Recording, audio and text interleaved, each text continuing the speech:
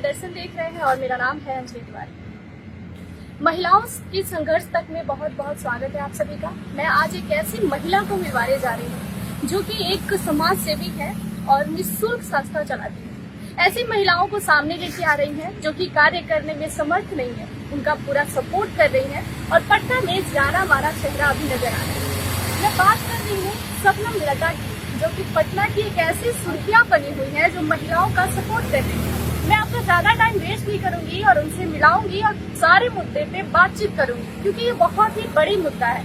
एक पुरुष जब अपने जीवन में संघर्ष करता है तो उसको लोग जिम्मेदारी बताते हैं कि ये आपके कंधे पर जिम्मेदारी है तो निभाना है, लेकिन जब एक महिला संघर्ष करती है तो पूरा समाज उसके साथ खड़ा होता है। और कुछ लोग ऐसे भी होते हैं जो खिलाफ खड़े हो जाते हैं कि शायद महिलाओं को इस तरीके का कार्य नहीं करना चाहिए, लेकिन अगर महिलाएं इस तरीके का कार्य ना करें तो शायद समाज नहीं सुधरेगा और जो महिला पीछे रह चुकी है ना, वो पीछे ही रह जाएंगी, आगे आने की हिम्मत नहीं करेंगी। तो ऐसे महिला के जज्बा को तो मैं अपनी तरफ से पूरा सलाम करती हूँ कि महिलाओं को आगे लाके संस्था के साथ जुड़ के काम करने का मौका दिया जाता है। लेकिन मैं उनसे बात करती हूँ कि इस संस्था को चालू करने से पहले उनका क्या सोच रहा है और इसे कितना आगे तक लेके जाना चाहती है, महिलाओं को कितना सपोर्ट कर रही है, लड़कियों के साथ भी बहुत सारी प्रॉब्लम है, उसे किस नजरिए से देख रही है। बहुत बहुत स्वागत है आपका हमारे चैनल पर। कैसी हैं आप? बहुत बढ़िया। पटना की जानी मानी चेहरों में से अभी आप एक नजर आ रही है, सपनम लता। तो क्या कुछ नया इस बार देखने को मिल रहा है, क्योंकि बहुत सारी संस्था ऑलरेडी काम कर रही है और आप महिलाओं के हित में काम कर रही है, निःशुल्क संस्था चला रही है, कोचिंग संस्था भी चला रही है, सिलाई सेंटर जो है निःशुल्क चला रही है, क्या कुछ नया सोच है इस बार? नया सोच तो देखिए, जब युवा पीढ़ी जब आगे आती है तो नई सोच के साथ ही आती है। तो मैंने जब ये शुरू किया था, स्टार्ट किया था, तो महिलाओं के लिए सोच के स्टार्ट किया था कि हमें ग्राउंड लेवल की जो महिलाएं हैं, जो खास के बहुत पिछड़ी हुई हैं, उनके पास बहुत सारे टैलेंट है पर वो बाहर नहीं आ पाता है। इसलिए नहीं आ पाता कि उन्हें लोग जागरूक नहीं करते हैं। और ये इतना ग्राउंड लेवल पे है कि उनके पास कोई जाति नहीं है, कोई संस्था वहाँ तक पहुँच नहीं पाती। संस्था है, नो डाउट, बहुत सारी संस्था काम करी है, मैंने बहुत सारी संस्थाओं से जुड़ा है और मुझे ऐसा लगा कि शायद वो वहाँ तक नहीं पहुँच पाते हैं जहाँ हमारी महिलाएं टैलेंटेड तो हैं पर उनकी टैलेंट बाहर नहीं आ पाती। तो मैं इनके लिए एक नई सोच यही लेकर आई कि मैं इनके पास जो इनके अंदर टैलेंट है, मैं उनको बाहर की ओर लाऊं, इनके अंदर हिम्मत जगाऊं कि आप अपने हक की लड़ाई खुद लड़ें। आपके अंदर वो ताकत है कि आप दुनिया बदल सकते हैं। बहुत सारी दिक्कत है बिहार में, तो सबसे ज्यादा दिक्कत है महिलाओं के साथ शोषण भी होता है। कई जगहों पे ऐसा देखा जाता है कि जब महिलाएं निकल के बाहर आती हैं काम करने तो कुछ लोग होते हैं जो डिमोटिवेट करते हैं, महिलाओं के लिए तो ये काम बना ही नहीं है, ये क्या कर रही है फालतू में, ऐसा कुछ सुनने को मिलता है। हाँ, ये सब तो देखिए, हमारी क्या है, तो हम आधी आबादी, लेकिन हमें लोग आज भी हम रहते हैं पुरुष प्रधान देश में, जहाँ पे महिलाओं को अगर आप बहुत आगे बढ़ने लगते हैं तो 10 लोग पीछे भी खींचते हैं। और ऐसा नहीं कि पुरुष खींचते हैं, महिलाएं भी खींचती हैं, महिलाएं भी पीछे की ओर खींचती हैं। वो आपको डिमोटिवेट करेंगे हर कदम कदम पे, अरे क्या कर रही हो। तो मैं तो सिर्फ लेट इट भी करती हूँ।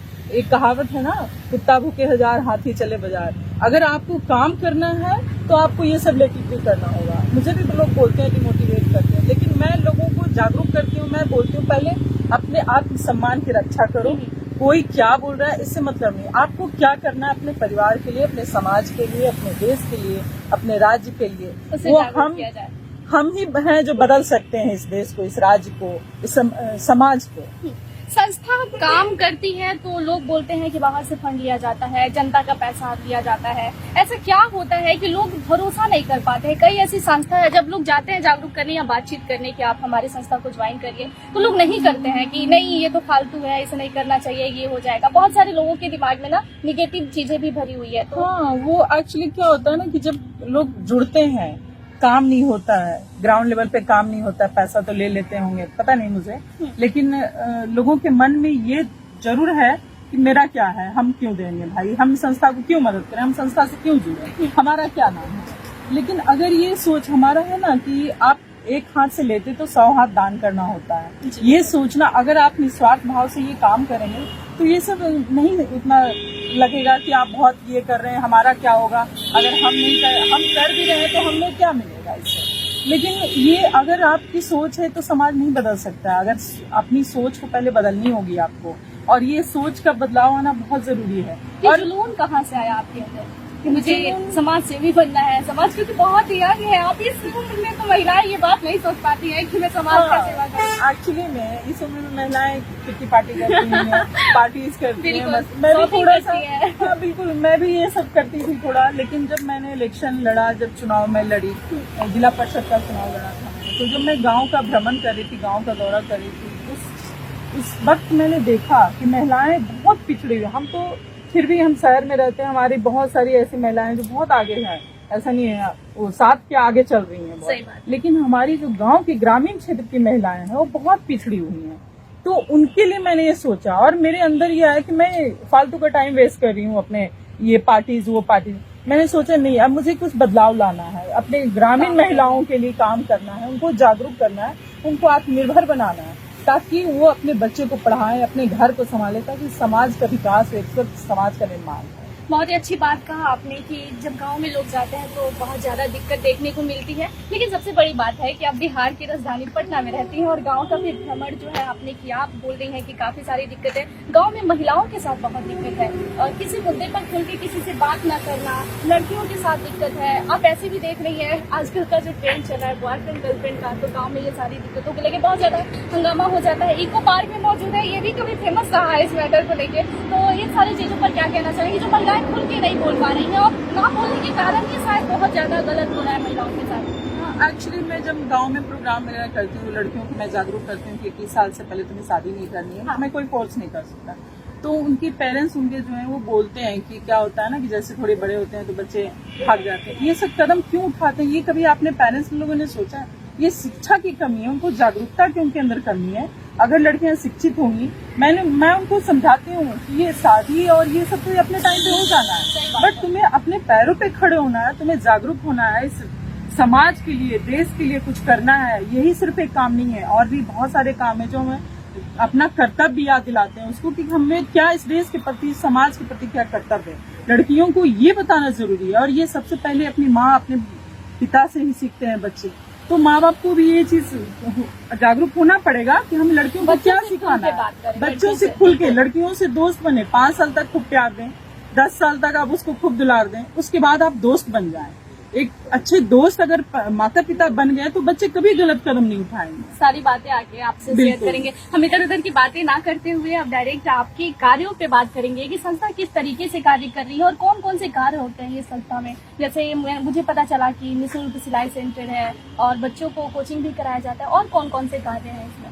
अभी तो फिलहाल देखिए, मैंने वही बताया मैंने कि मैं महिलाओं, लड़कियों को खासकर जागरूक करती हूँ कि कल को तुम्हारी शादी होती है, तुम शहर में चली गई, तो तुम अपने लिए अपना व्यवस्था कर सकते हो, अपना इकोनॉमिक आर्थिक व्यवस्था सुधार सकती हो, 10,000 15,000 की जॉब कर सकती हो, अपने बच्चे को पढ़ा सकते हो, खुद इंडिपेंडेंट हो सकते हो। इसके लिए मैंने सिलाई संस्था शुरू किया निःशुल्क, जहाँ पे मैं गांव की एक महिला को रखती हूँ जिनको मैं आर्थिक मदद भी करती हूँ, ताकि वो मोटिवेट होकर सिखाए, वो भी सोचे कि नहीं मेरे लिए भी कुछ किया गया। वहाँ पे अभी मेरा 11 निःशुल्क कोचिंग सेंटर चल रहा है हर गाँव में, जहाँ पे कम से कम 3 महीने का एक कोर्स होता है सिलाई सेंटर का, वो उसमें कम से कम 30 महिलाएं हैं हर सेंटर में, तो महिलाएं लड़कियां सब हैं।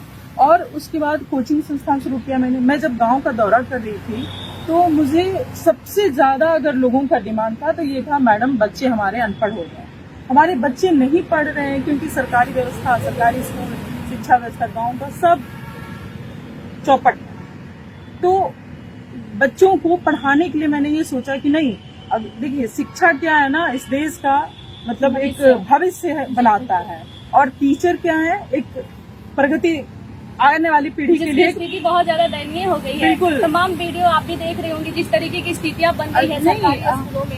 एक्चुअली क्या देखिए, टीचर्स और स्कूल, शिक्षा व्यवस्था, ये हमारे आने वाले पीढ़ी का भविष्य तय करती है और ये देश को प्रगति की ओर ले जाती है। तो सबसे पहले शिक्षा व्यवस्था का स्तर अच्छा होना चाहिए। जो हमारे दुर्भाग्य है कि बिहार में, हमारे पूरे भारतवर्ष में शिक्षा व्यवस्था चौपट है, जहाँ पे बच्चों को पेरेंट्स 150 रुपया दे के कोचिंग नहीं पढ़ा सकते, वहाँ पे बच्चे कैसे पढ़ेंगे? आपको पता होना चाहिए कि मैं गांव में लोगों से मिली, वहाँ पे लोग बोलते हैं कि इंटर पास कर गए बच्चे हमारे, लेकिन सिर्फ नाम के अलावा कुछ नहीं आता लिखने। अब आप सोच सकते हैं कि कितनी दुर्भाग्य है ये बिहार के लिए कि हमारा भविष्य कहाँ जा रहा है, जो इस देश के भविष्य। लड़कियां और महिलाएं जुड़ी हुई इस संस्था के साथ? अभी तक हमारे पास महिलाएं ऑलमोस्ट 400 हैं बच्चे, हमारे पास 700 से 800 बच्चे हमारे पास ट्यूशन फ्री कोचिंग कर रहे हैं। और 1 महीना के अंदर आप देखेंगे चेंजेस बच्चों में, कि वो बच्चे लगते ही नहीं, वो लगते हैं हमारे शहर के बच्चे हैं, इतने अच्छे से बात करते हैं। मैं उनसे हमेशा कांटेक्ट में रहती हूँ बच्चों से। इसकी शुरुआत कहाँ से हुई है, कौन से जगह पे इसमें अगर कोई जुड़ना चाहे कि मुझे संस्था के साथ जुड़ के और अपना कैरियर बनाना है तो क्या कुछ करना होगा उसके लिए? बच्चे ये संस्था से जुड़ने के लिए कुछ नहीं, मैंने व्हाट्सएप पे सारा ग्रुप बनाया हुआ है, जो भी जुड़ना चाहते हो जुड़ सकते हैं। हमारा वेबसाइट पेज अभी बन रहा है, वो मैं फेसबुक पे डालूंगी, उससे भी उसके थ्रू भी वो जुड़ सकते हैं। और हमारा सब फेसबुक पे आता है, सारा अपडेट होते रहता है, ताकि लोगों को पता चले और लोग जुड़े और लोग मदद भी करें कुछ। आगे की क्या प्लानिंग है इसमें?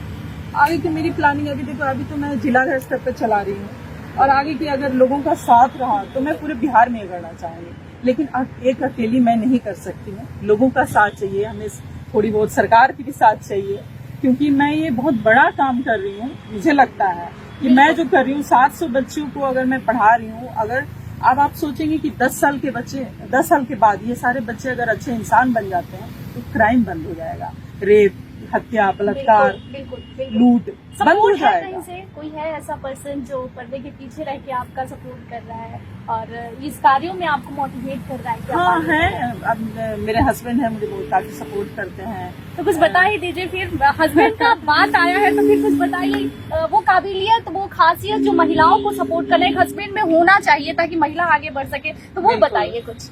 बिल्कुल, हस्बैंड सपोर्ट करते हैं। नहीं पर्सनल नहीं है, वो मुझे बहुत सपोर्ट करते हैं, और बहुत सारे फ्रेंड्स भी हैं जो काफी सपोर्ट कर रहे हैं कि नहीं तुम आगे करो। मेरी बहन है, मेरे फादर हैं, वो सब लोग सपोर्ट करते हैं कि तुम करो, अच्छा काम कर रही हो, हम लोग साथ हैं तुम्हारे। कभी भी डगमगाई तो वो लोग साथ खड़े हो जाते हैं। एक दोस्त अगर जीवन में सही जीवन साथी मिल जाए या दोस्त मिल जाए तो शायद जीवन बहुत ज्यादा अच्छा हो जाता है, और लास्ट तक ना मूवमेंट वहीं जाके अटक जाता है कि पुरुष अगर जीवन में हो तो शायद महिलाएं आगे बढ़ जाती हैं। इसीलिए शायद भारत में पुरुष को प्रधान माना जाता है। नहीं, महिलाएं भी अगर सपोर्ट करती है तो पुरुष काफी आगे बढ़ जाता है। मेरा मानना ये है कि महिलाएं साथ देती हैं तब शायद पुरुष बहुत आगे बढ़ जाते हैं। मतलब अगर भी बात रखनी है कि भाई मैं भी हूँ, कुछ बिल्कुल हूँ, मेरे कारण भी कुछ हो रही है, महिलाओं की सारी मेरे ही कारण हो रही है कि मैं नहीं अगर सपोर्ट ना करूं तो शायद हमारा घर का भी भविष्य बर्बाद हो जाए। आप महिला अगर छोड़ दे तो बच्चे कहाँ से भविष्य अच्छा? वही तो बात है कि महिला सब कुछ लेके चलती है, फिर भी समाज में आगे आ रही है। समाज सेवी बनने की आपकी जो दिमाग में ये बातें आई है कि मुझे समाज का सेवा करना है, बच्चे हैं, फैमिली है, ससुराल, मायका, कई सारी औरतें जो हैं इसी में फंस के रह जाती है, नहीं सोच पाती हैं, और आप बाहर निकल के कार्य कर रही हैं, बहुत ही अच्छी बात है। लास्ट मैं आपसे सवाल करना चाहूंगी कि हमारे मीडिया दर्शन के माध्यम से आप क्या मैसेज देना चाहेंगी महिलाओं को और उन बच्चियों को जो आपकी संस्था के साथ जुड़ी हैं और जो आगे जुड़ना चाहती हैं?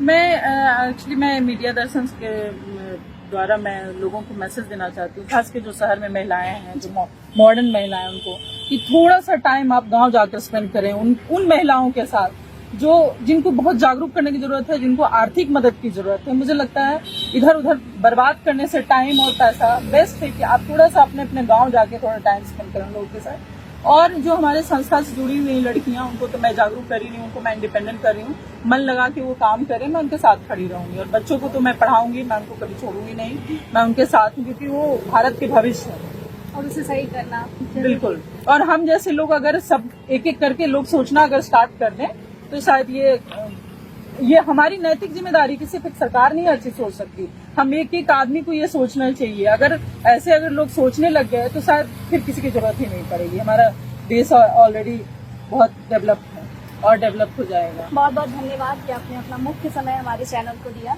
धन्यवाद।